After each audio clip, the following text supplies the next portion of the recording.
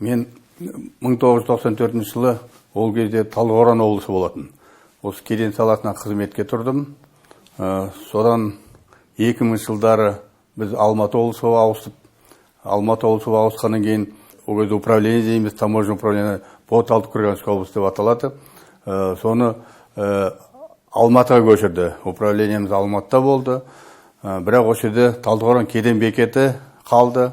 Бұл ішкі кеден жұмысы. Сол кеден бекетінде 2010 жылға шейін қызмет істедім. Басында осы кеден бекетіне кіргенде жай мама болып кіргем. Содан ақырындап көтеріліп жаңағы бас маманға шейін көтерілдім. Содан 2010 жыл мен Қорғас кеден бекетіне ауысып қызмет жасадым. Сол Қорғас кеден бекетінен 2010-нан 2021 жылға шейін қызмет еттім. Осы зейнеткерлікке шыққанға шейін.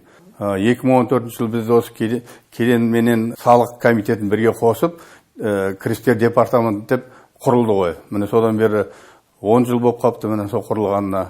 Кейінгі сол 10 жылда Қарғыс кеден бекетін істеп шекарада тұрдық. Мына көршілес Қытай мемлекетіменен біз ол жердегі қызметіміз сол мемлекетіміздің жаңағы құндылығын, байлығын, осы мемлекеттің талан-таражға түспесін деген сондай неменен бәрін біз тексерумен соларға қарап отырдық. Содан кейін сырттан келетін, кіретін ішке жаңағы шикізат товарлар, оны тексеріп отырдық. Оның бәрі өзінің бір өкіметтің берілген тізімі несі арқылы қарайсыз, кіруге бола ма, жаңағы экспорт или импорт, соның кіргізу керек па, шығару керек па, соның бәрі тексеріледі.